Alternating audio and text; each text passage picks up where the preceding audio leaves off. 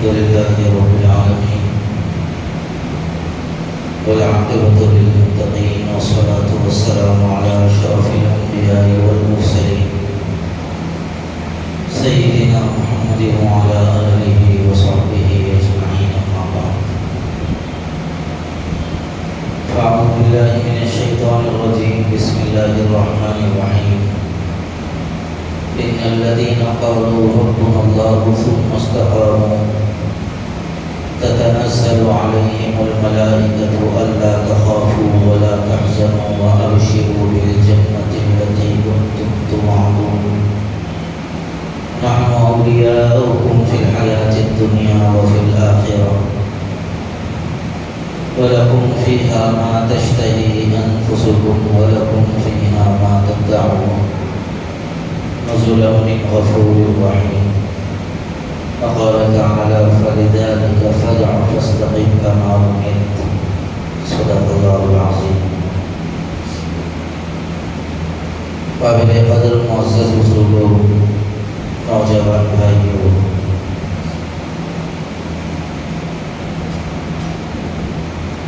رمضان المبارک کا مقدس ترین مہینہ ہم سے رخصت ہو گیا ہے۔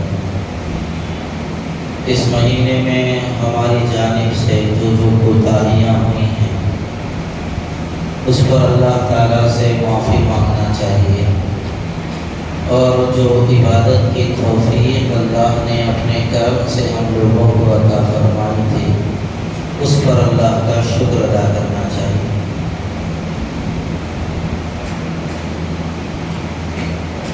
رمضان المبارک کے بعد اگر عبادت کی توفیق مل رہی ہے اور اللہ تبارک و تعالیٰ کی فرما برداری ہم سے ہو رہی ہے تو سمجھنا چاہیے کہ رمضان کی ہماری عبادتیں قابل قبول ہیں، اور اگر رمضان المبارک کے بعد عبادت کی توفیق نہیں ہو رہی ہے، سجدوں میں لذت نہیں آ رہی ہے، تلاوت کا ذوق ختم ہو گیا ہے، ذکر کی حلاوت سے محرومی ہو گئی ہے، اللہ اور اس کے رسول کی محبت میں کمی آ گئی ہے، تو سمجھنا چاہیے کہ ہماری عبادتوں کی قبولیت میں جھول ہے۔ جب آدمی کوئی بڑی عبادت کرتا ہے تو اس کے بعد اس کو اس پر جماؤ ملتا ہے تو علماء نے فرمایا یہ قبولیت کی علامت ہے، اور عبادت کے بعد وہی غفلت اگر پلٹ کر آ جائے جو پہلے تھی تو پھر وہ عبادت اللہ تبارک و تعالیٰ کی بارگاہ میں جیسے قبول ہونا چاہیے تھا ویسے قبول نہیں ہوئی۔ ہمارے اکابر کا اسی لیے معمول تھا کہ رمضان المبارک کے بعد 6 مہینے یہ دعا کرتے تھے کہ اے اللہ جو ہم نے عبادت کی ہے اس کو قبول فرما، اور اس کے بعد کے 6 مہینے یہ دعا کرتے تھے اے اللہ آئندہ سال کا رمضان ہمیں نصیب فرما۔ اب یہ رمضان جا کے 1 ہفتہ نہیں ہوا ہم لوگ رمضان کو بھول گئے، عید یاد ہے، رمضان کے روزے اور رمضان کی عبادتیں ہم بھول گئے۔ اس لیے رمضان المبارک کو یاد رکھنا چاہیے، اور جو اللہ کی محبت کا جذبہ ہمارے دلوں میں پیدا ہوا تھا اس کو باقی رکھنا چاہیے۔ ایک احساس تھا رمضان کے اندر، وہ احساس ہمیشہ زندہ و تابندہ رہنا چاہیے۔ کیا احساس تھا؟ ایک احساس سب سے بڑا تھا، اور وہ یہ تھا کہ میرا رب مجھے دیکھ رہا۔ ہر مسلمان کو یہ احساس تھا، شدت کی بھوک لگ رہی ہے، کھانا سامنے موجود ہے، کوئی روکنے والا نہیں، کوئی دیکھنے والا نہیں، اور کھانے کی جانب چاہت بہت زیادہ ہے۔ اس کے باوجود بھی ایک مسلمان نے ہاتھ کو بڑھایا نہیں، کھانا کھایا نہیں۔ کیوں؟ ایک احساس، میرا رب مجھے دیکھ رہا ہے، پیاس لگ رہی ہے شدت کی، وضو کرتے کرتے کلی کے بہانے ایک گھونٹ پانی پیٹ میں چلا جا سکتا تھا، لیکن پوری احتیاط کے ساتھ کلی کیا مسلمان نے۔ کیا احساس تھا؟ میرا رب مجھے دیکھ رہا ہے۔ رمضان میں نمازیں نہیں چھوٹی، پوری نمازیں پڑھے۔ کیوں؟ روزہ رہنے کے بعد نماز نہیں چھوڑنا چاہیے، میرا رب مجھے دیکھ رہا ہے۔ کئی ہمارے مسلمانوں نے رمضان میں شراب چھوڑ دی، کئی مسلمانوں نے جوا چھوڑ دیا، کئی مسلمان بار کو جانا چھوڑ دیے، کئی مسلمان گندی عادتوں سے اپنے آپ کو بچا کر رکھے، کئی نوجوان بچے عاشقی کی چکروں سے آزاد ہو گئے۔ روزے کی حالت میں اگر ہم یہ کام کریں گے تو ہمارا روزہ خراب ہو جائے گا۔ زبانیں محفوظ تھیں، کان محفوظ تھے، ظلم کرنے کے سلسلے میں ہاتھ بچے ہوئے تھے، گندی جگہ جانے کے سلسلے میں پاؤں محفوظ تھے، سوچ و فکر کا رخ تبدیل ہو چکا تھا، ذوق عبادت کے اندر کافی اضافہ ہو گیا تھا، اللہ کی محبت پروان چڑھ رہی تھی، رسول اللہ صلی اللہ علیہ وسلم کی عظمت و محبت میں اضافہ ہو رہا تھا، آنکھوں میں حیا کا پانی تازہ ہو رہا تھا، فکر و خیال میں نورانیت آ رہی تھی، دل اللہ کی یاد اور اللہ کی یاد کی دھڑکنوں کے ساتھ دھڑک رہا تھا، ماحول میں ایک نورانیت تھی، فضا میں ایک رونق تھی، احساس کے اندر ایک کافی تبدیلی تھی۔ یہ سب رمضان المبارک کی برکت تھی۔ اور رمضان المبارک کے بعد اگر یہ چیزیں ہیں ابھی بھی باقی تو سمجھنا چاہیے بندہ اسی رخ پر قائم ہے۔ اور رمضان کے بعد مسجد ویران، صفے ماتم گرا، دل بگڑ گئے، اخلاق آوارہ ہو گئے، ذہن و فکر کا رخ تبدیل ہو گیا، آنکھوں میں وہی بے حیائی پھر سے پلٹ آئی،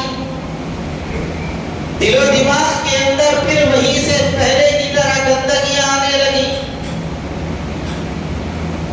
کان وہی گندگیاں سننے لگ رہے ہیں، زبان گندگیاں پک رہی ہیں، اب پاؤں آوارہ ہو گئے، جدھر دل چاہے ادھر اٹھ رہے ہیں، ہاتھ ظلم سے بھی نہیں رکتے، آنکھیں بے حیائیوں سے بھی پابردہ نہیں، سر جدھر بولے ادھر جھک رہا ہے۔ تو پھر ایسی صورت میں سمجھ لینا چاہیے رمضان کا میرے اوپر کوئی اثر نہیں ہوا۔ رمضان کے بعض لوگ رمضان کے بعد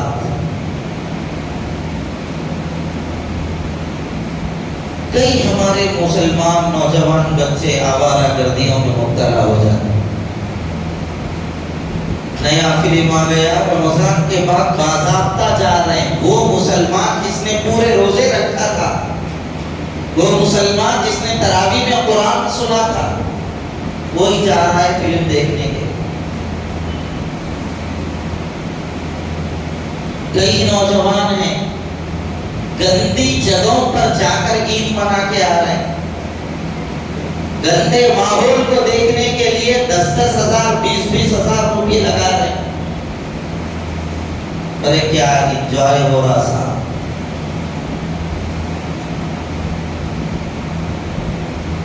ایک بات یاد رکھیے، آدمی جس لائن کی فکر اپنے اندر رکھتا ہے اس کو اسی لائن میں ترقی ملتی جاتی ہے۔ دینی سوچ، دینی فکر، اللہ رسول کی محبت، اللہ کا خوف آدمی کے اندر ہے تو آدمی کو اس کی راہیں کھلتی چلی جاتی ہیں، نئے نئے راستوں سے، نئے نئے طریقوں سے اس کے اندر اللہ کی محبت کا ذوق آتا جاتا ہے، نئے نئے طریقوں سے عبادت کرنا شروع کر دیتا ہے۔ تو اب اس پہ بھی اللہ راضی ہوتا ہے، اس پہ بھی اللہ راضی ہوتا ہے، اس پہ اللہ راضی ہوتا ہے۔ اس سے رسول کی محبت میں اضافہ ہوگا، اس سے ہمارے نبی سے قربت حاصل ہوگی، نبی کا قرب ان چیزوں سے ملے گا، بندہ اور قریب ہوتا جائے۔ آدمی جو ذہن رکھتا ہے اسی ذہن کی راہیں اس کے سامنے کھلی ہوئی ہوتی۔ سازشی ذہن رکھے گا، سازش کرنے کے نئے نئے طریقے سامنے آئیں گے، ان کو ایسا گرو، ان کو ایسا کرو، ان کو ویسا کرو، ارے ایسا طریقے کرے تو معلوم ہو جاتا ہے، یہ طریقہ اختیار کرو لوگوں کو گرانے کا۔ لیکن ایک بات یاد رکھیے، کوئی دوسرے کو گرا کر آج تک اوپر نہیں آیا ہے۔ گناہ کا ذہن ہے، گناہ کی نئی نئی راہیں کھلتی چلے جاتی ہیں اور اس کے اندر آدمی کو لذت اور مزہ آنا شروع ہو جاتا ہے۔ نوجوان بچوں میں بے حیائی کا جذبہ آ گیا، دوسروں کی بہن بیٹیوں کی عزتوں پر حملہ کرنے کا مزاج بن گیا، نئے نئے طریقے ان کے پاس آتے چلے جاتے ہیں، وہ اس میں آگے بڑھتے چلے جاتے ہیں۔ وقتی طور پہ تو ان کو لذت ملے گی لیکن ان کا دل خود مطمئن نہیں ہو۔ تو یہ انسان کی فطرت ہے، آدمی جس لائن میں اپنے آپ کو لگاتا ہے اس لائن کی راہیں اس کے لیے کھلتی چلی جاتی۔ آپ تجارت کا اپنا ذہن بنا لیجیے، تجارت کے اندر آپ کا ذہن کھلتا چلا جائے، یہ کاروبار کریں گے، یہ کاروبار کوئی اس انداز سے کریں گے، یہ نہیں چل رہا تو ایسا کریں گے، ایسا نہیں چل رہا تو دوسرا کریں گے، دوسرے کو اس انداز سے کریں گے۔ تو اس لیے میرے بھائیوں اپنا ذہن ایسا بنائیے جس سے دین کا بھی فائدہ ہو، دنیا کا بھی فائدہ ہو، دین میں بھی آگے بڑھیں، دنیا میں بھی آگے بڑھیں، نہ دین کے اعتبار سے پیچھے رہیں نہ دنیا کے اعتبار سے پیچھے رہیں۔ ہر معاملے میں اپنے آپ کو ایک قابل اور ایک مضبوط انسان بنانے کی کوشش کریں۔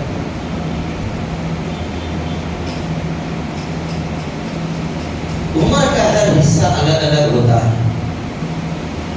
بچپن ہے کھیل کود کا مزاج اور کھیل کود کے لیے ہے، آج بچہ تھوڑا بڑا ہو گیا پھر پڑھائی لکھائی فنون حاصل کرنے کا زمانہ ہوتا ہے، پھر اور ذرا بالغ ہو گیا تو نکاح کی عمر ہوتی ہے، اسی طرح کے خیالات آج ذہن میں آنے لگتے ہیں نوجوانوں۔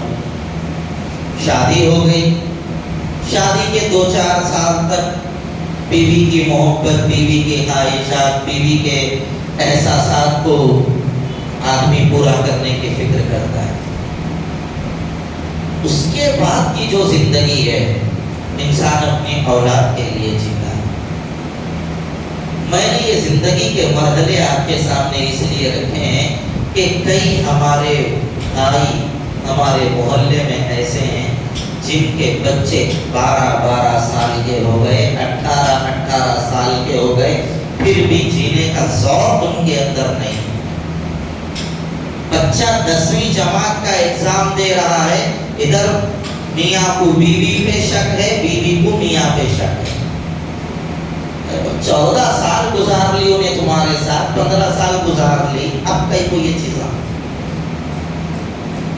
یاد رکھیے شک کی بیماری انسان کو تباہی کے دہانے تک پہنچا دیتی ہے۔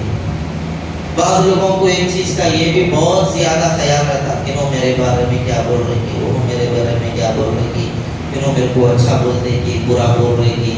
میں بیٹھے ہوں، بیٹھ کے چلا گیا، 2 لوگ بیٹھے ہوئے تھے، پھر بعد میں وہ 2 لوگوں میں سے ایک آدمی سے مل کے میں پوچھ رہا ہوں، میں جانے کے بعد انہیں کچھ تو بھی بولا کیا میرے بارے میں، میرے کو اچھا بولا برا بولا؟ یہ بالکل بکواس قسم کا خیال ہے، اس سے آدمی ترقی نہیں کر سکتا۔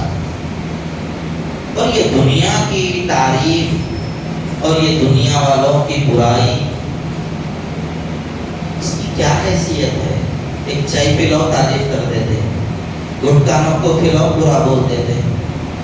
ऐसी दुनिया है ये दुनिया वालों की तारीफ, ये दुनिया वालों की बुराई हमारे पर काट देगी।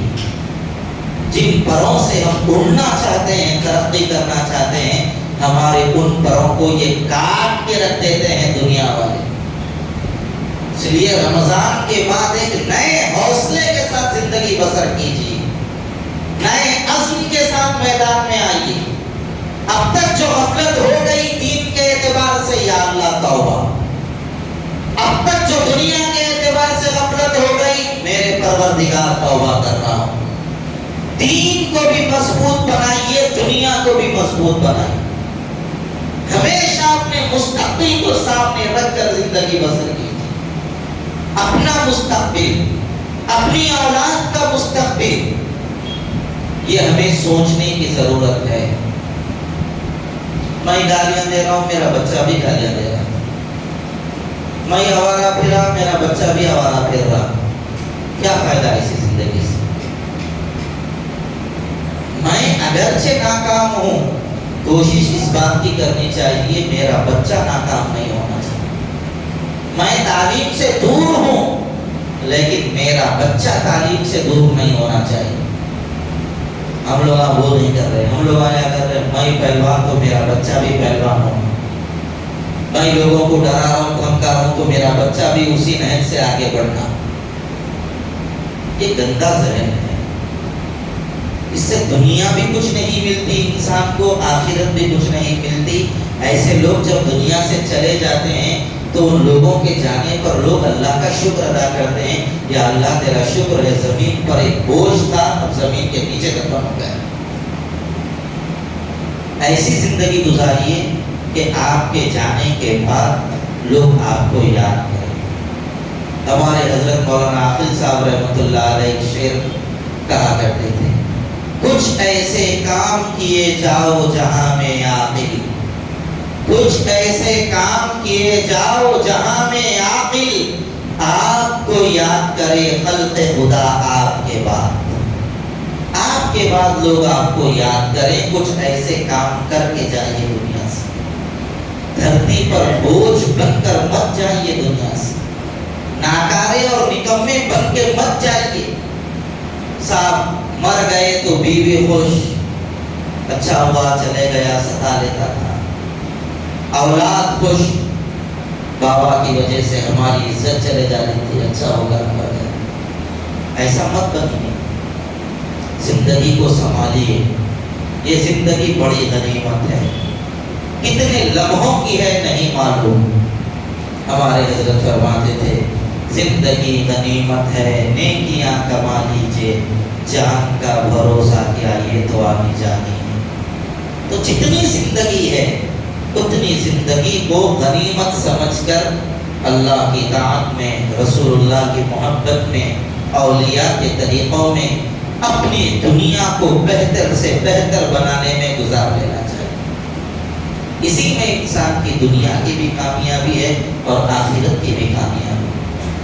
बहरहाल मेरे भाइयों, रमज़ानुल मुबारक के बाद की जिंदगी भी उसी एहसास के साथ गुजारिए कि मेरा रब मुझे देख रहा है। ये एहसास हमें हर गुनाह से बचाएगा, हर नेकी पर आमादा करेगा। और ये एहसास को कभी मरने मत दीजिए कि मेरा रब मुझे देख रहा है। एहसास अमल की चिंगारी जिस दिल में फरोजा होती है, उस लब का तबस्सुम हीरा है, उस आँख का आंसू मोती है। एहसास अमल के साथ मुस्कुराएंगे, मुस्कुराने पर भी लोग फिदा हो जाएंगे। आंखों से आंसू निकलेगा तो वह आंसू एक खारे पानी का कतरा नहीं होगा, उसके अंदर अल्लाह मोतियों की चमक दे देंगे। तब जब एहसास अमल हमारे अंदर पैदा हो जाए। इसलिए जिंदगी को मुस्तकिल काम में लगाइए, मुस्तकिल काम में लगाइए जिंदगी को। कोई लम्हा गफलत में नहीं गुजरना चाहिए। जिंदगी ऐशो इशरत का नाम नहीं है। زندگی جہد مسلسل کا نام ہے، جہد مسلسل کا نام زندگی ہے۔ مستقل کام کرنا، مستقل تھکانا اپنے آپ کو، مستقل کھپانا اپنے آپ کو اللہ کی مرضیات میں، رسول اللہ صلی اللہ علیہ وسلم کے قرب حاصل کرنے میں، دنیا کو بہتر سے بہتر بنانے میں اپنے آپ کو لگائے رکھنا، جمنا بھی دوسروں کو جمانا، خود بھی تھکنا دوسروں کو بھی تھکانا، خود بھی جینا دوسروں کو جینے کا ہنر بتانا، خود بھی کامیاب ہونا دوسروں کو کامیاب بنانے کے واسطے تدبیریں کرنا، یہ ایک اچھے انسان کی نشانی ہے۔ میں جیوں، میں عیش و عشرت میں رہوں، انہیں جیندے تو مرے دے دو۔ میرا سگا بھائی ہے، کوئی احساس نہیں، انہیں تکلیفوں میں مصیبتوں میں مبتلا ہے، میں اپنی عیش و عشرت میں بہت مست و مگن ہوں۔ یہ تو حیوانیت کی زندگی ہے، اس میں انسانیت کہاں؟ اور ظلم تو بڑا یہ ہے۔ رمضان گزر گیا، عید کی ایسی مبارک ساعتیں بھی ختم ہو گئی، کئی نافرمان اولاد آج تک ایسی ہے جو اپنے ماں باپ سے ملنے نہیں گئی، جس نے اپنے ماں باپ سے ملاقات نہیں کی۔ نیکیوں کا سیزن چل رہا تھا، ماں باپ کی خوشنودی حاصل کرنے کا انہوں نے کوئی موقع اپنے لیے فراہم نہیں کیا۔ میرے بھائیوں، ابھی بھی موقع ہے، پرانے جھنجھٹوں کو چھوڑو، ایک نئی زندگی کی شروعات کرو، ایک نئی زندگی کو اپناؤ۔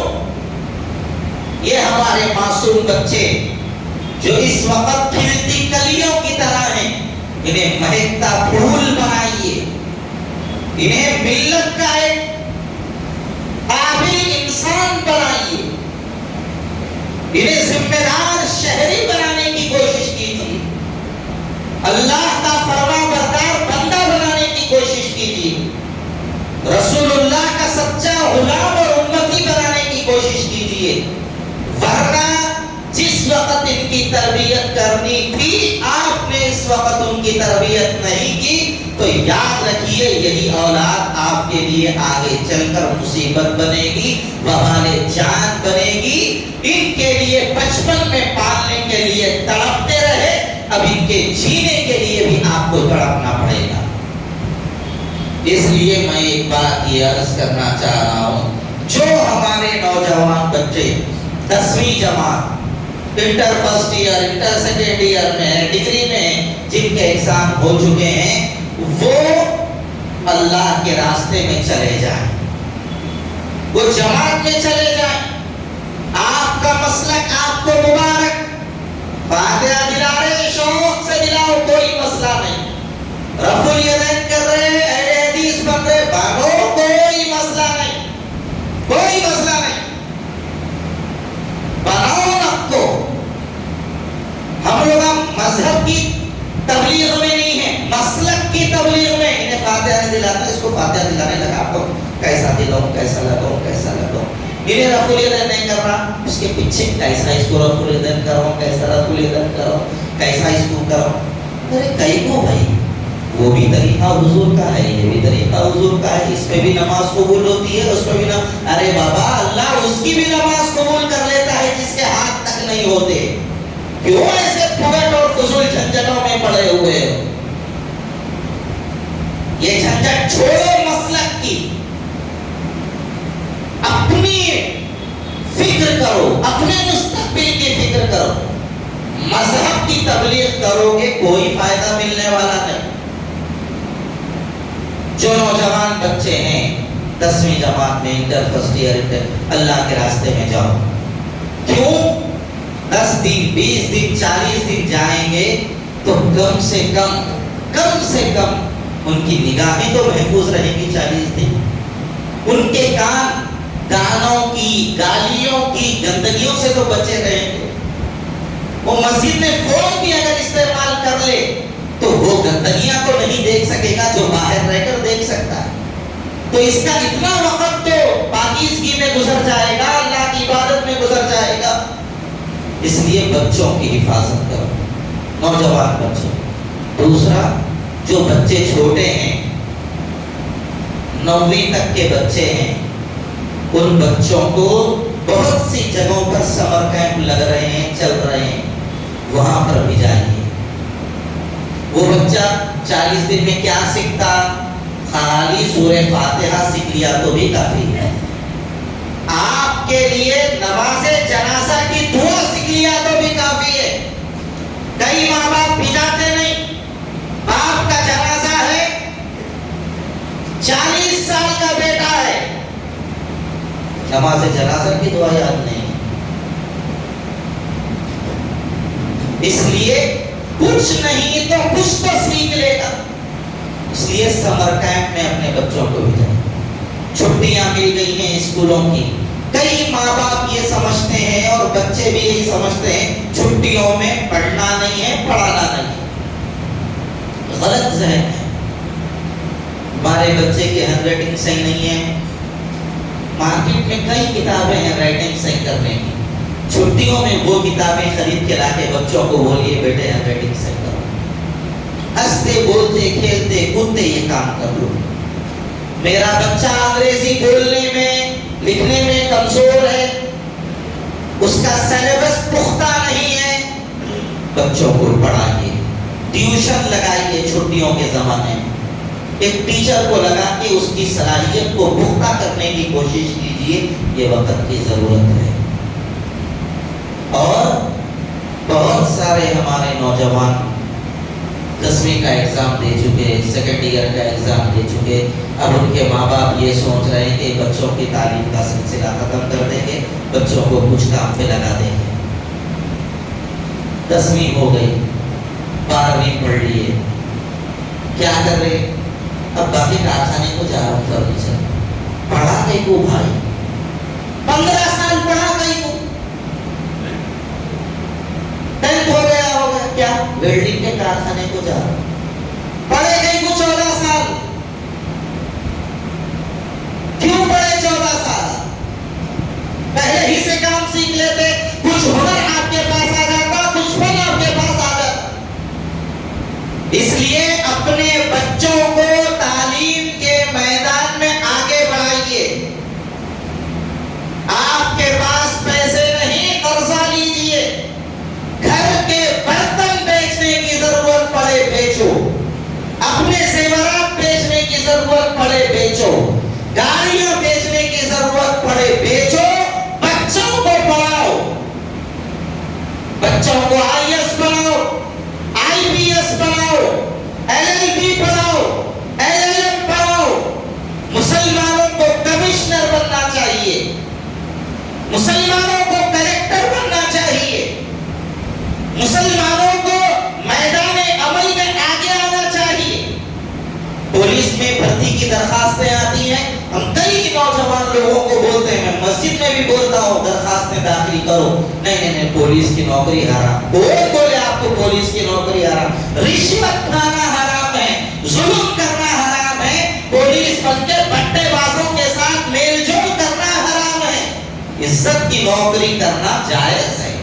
وقت کا تقاضا ہے, مسلمانوں کو اس میدان میں آگے آنا پڑے گا. ہم لوگوں کی بھی یہ غلطی ہے. اس میں ہم لوگ یہ کرتے ہیں, جو بچے ہمارے انٹر پڑھ رہے ہیں, ڈگری پڑھ رہے ہیں, قابل بچے ہیں, قابل بچے, ان بچوں کو ہم یہ احساس دلائیں کہ تم اپنی تعلیم پختہ حاصل کرو, اتنا اچھا رینک لاؤ کہ تم خود اپنی تعلیم حاصل کرنے کے ذمہ دار بن جاؤ. ماں باپ کے اوپر پیسوں کا بوجھ مت ڈالو. اچھا رینک حاصل کرو تاکہ فری سیٹ ملے تم کو, ایسا پڑھو. ورنہ اگر تھوڑا بہت پیسہ لگانے کی ضرورت پڑے تو ماں باپ لگائیں, ورنہ ان بچوں کے لیے ہم لوگوں کو بھی کچھ نہ کچھ انتظام کرنا چاہیے. بہت سارے بھرتی کے پڑھ رہے ہیں, کہیں پڑھنے دو, لیکن جو قابل ہے, جن کا رینک اچھا ہے, شام میں آنے کے بعد چبوترے سنبھال رہے ہیں, فونوں میں انگلیاں کر لیتے بیٹھے ہوئے ہیں، دوستوں کی آوارہ مجلسوں میں گھوم رہے ہیں، ایسے قابل بچوں کو پکڑو، پکڑ کے ان کو ٹیوشن سینٹر ڈال کے دو۔ میں 5th تک پڑھا سکتا ہوں، ٹھیک ہے 5th تک کے بچوں کو تم پڑھا۔ بچے سے پوچھئے تم کہاں تک پڑھا؟ میں 7th تک پڑھا سکتا ہوں، بچوں کو 7th تک پڑھا۔ میں 10th تک پڑھا سکتا ہوں، ایسے قابل بچوں کو پکڑیے، ان لوگوں کو جگہ جگہ پر ٹیوشن سینٹر ڈال کے دیجیے۔ میں تو یہ کہتا ہوں ایسے بچے میرے سے بھی لیا ہے، جن بچوں کی صلاحیت پختہ ہے وہ بچے پڑھا سکتے ہیں ٹیوشن، میرے سے ملو۔ میں آپ لوگوں کے لیے کوئی ایک نظام ہم لوگوں نے بنا رکھا ہے، اس میں آپ کو ہم چلائیں گے۔ یہ مسجدوں میں مکتب چل رہے ہیں، 1 گھنٹہ 1.5 گھنٹہ دین کی تعلیم دی جا رہی۔ ہم یہ چاہتے ہیں کہ مسجدوں میں بچے صرف نورانی قاعدہ لے کر نہ آئیں، مسجدوں میں بچے نورانی قاعدے کے ساتھ اسکول کا بیگ لے کر بھی آئیں۔ یہاں پر بچوں کو دین کی تعلیم بھی دی جائے اور بچوں کا ٹیوشن بھی مسجد میں پڑھایا جائے۔ ایسے بچوں کی ہمیں ضرورت ہے جو بچوں کو ٹیوشن پڑھا سکتے ہیں۔ ہم ہماری مسجد کے اندر ایسے نوجوان بچوں کو رکھیں گے، تنخواہ دیں گے، ان کو فری میں کام نہیں لیں گے۔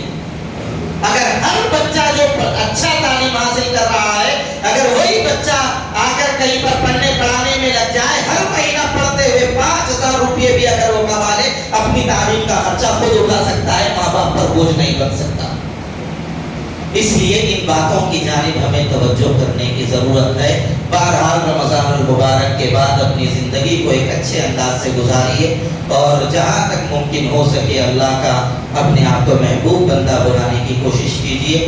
رمضان المبارک کے بعد شوال کے 6 روزے رکھنے پر 1 سال روزے رکھنے کا اللہ اجر و ثواب عطا فرماتا ہے، لہٰذا شوال کے جو لوگ لگاتار روزے رکھ رہے ہیں قابل مبارک ہیں۔ جن لوگوں نے روزہ نہیں رکھا وہ لوگ پورے شوال کے مہینے میں جب چاہے روزہ رکھ سکتے ہیں۔ لگاتار روزے رکھنا ضروری نہیں ہے، آپ جس دن چاہیں اس دن روزہ رکھ سکتے ہیں، روزہ رکھیے۔ بہتر یہ ہے ہر پیر اور جمعرات کا روزہ رکھیے تاکہ یہ روزہ رکھنا سنت بھی ہے اور ان روزوں کی برکت سے یہ سنت پر عمل کرنے کا بھی جذبہ ہمارے اندر آ جائے۔ اللہ تعالیٰ صحیح علم و عمل کی اپنے حکم سے توفیق عطا فرمائے۔ وآخر دعوانا الحمدللہ رب العالمین۔